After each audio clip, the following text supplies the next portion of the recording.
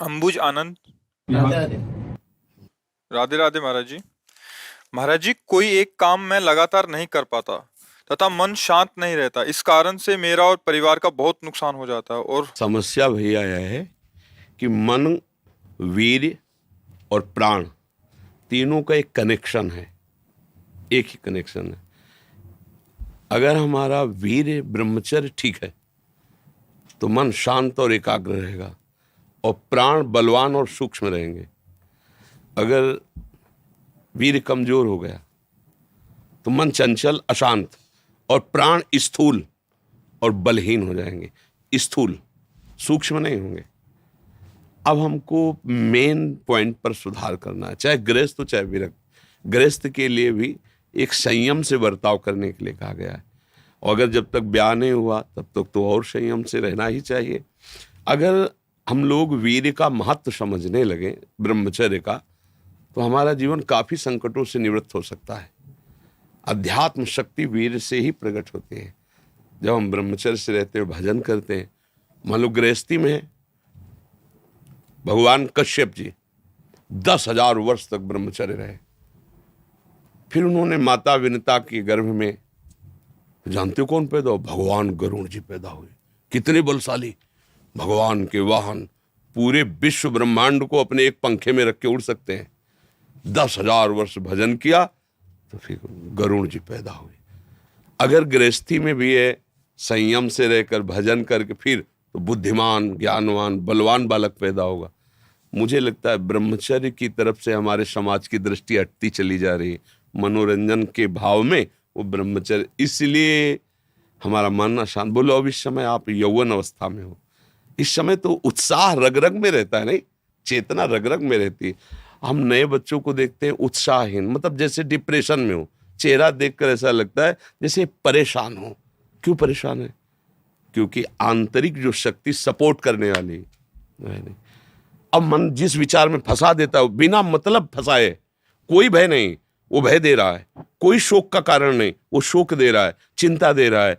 किसी भी कार्य को करो, इतना संशय पैदा कर रहा है, पता नहीं काम सफल होगा कि नहीं सफल होगा, कहीं ऐसा तो नहीं हो जाएगा, कहीं ऐसा तो, वो अशांत रखता है।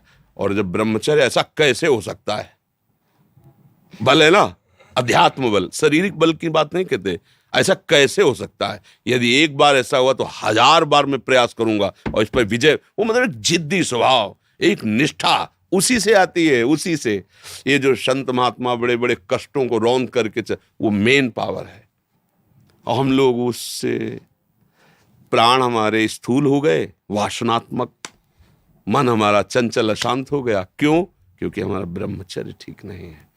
अब उस पर किसी की दृष्टि नहीं जाती। अब ब्रह्मचर्य कैसे ठीक हो? हमारा संग ठीक नहीं, हमारा भोजन ठीक नहीं, हमारा दृश्य ठीक नहीं, हमारा श्रवण ठीक नहीं, गंदी बातें देखें, गंदी बातें सुने, गंदा विचार आए, गंदी क्रियाएं करें, फिर ब्रह्मचर्य कैसे रहा जा सकता है? अगर सुधार करो तो अभी बहुत बढ़िया समय है, कोई ज्यादा अवस्था तो हो नहीं गई। ब्रह्मचर्य का सुधार करो। हम सबसे कहते हैं व्यायाम करो। बिना शरीर को थकाए ब्रह्मचर्य को पचाया नहीं जा सकता।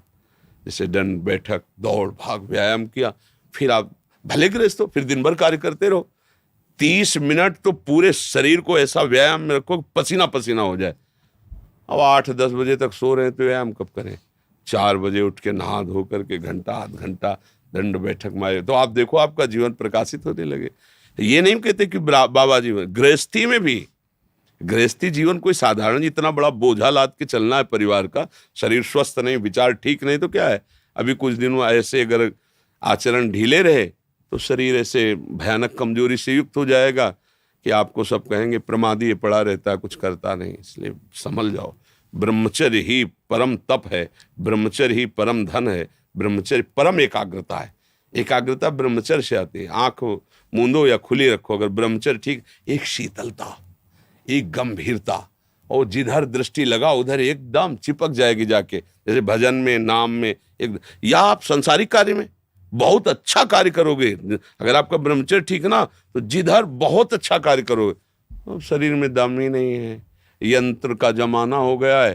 पहले खेती जोतते थे ना किसान, एक फार वाला होता था और पूरे खेत को उसी से जोतला है, बलवान होते थे। 2 लीटर मठा और 8 रोटी पाए, बैल की जैसी ताकत। अगर बैल को नाथ पकड़ के रोक ले तो वो वहीं खड़ा हो जाए। और आज अब ट्रैक्टर से जोती है, कोई मेहनत तो लगनी नहीं है। तो ये शरीर का हम लोग बहुत बुरी तरह से पतन कर रहे हैं। बड़ा कीमती शरीर है, हाँ, इसमें बहुत चेतना की आवश्यकता है। संसार में रहते हुए भगवान का सत्य का मार्ग चयन करके हमें भगवत प्राप्ति करनी। अरे कम से कम जितनी ऊंचाई पे आ गए उससे नीचे तो न जाए, सुअर कुत्ता तो न बनना पड़े। मनुष्य बन गए हैं तो ऊंचे चढ़े कि नीचे गिरे, पर ये ध्यान नहीं रहता। हम काम करने लगते हैं वही जहाँ नीचे गिरना है। अब दूसरे जीवों का मांस खाना, शराब पीना, जुआ खेलना, व्यभिचार, ये कहाँ ले जाएगा? एकदम नष्ट कर देगा। तो जवान बच्चे हो, सावधान रहो, खान पान ठीक रखो, सावधानी पूर्वक चलो, ठीक है।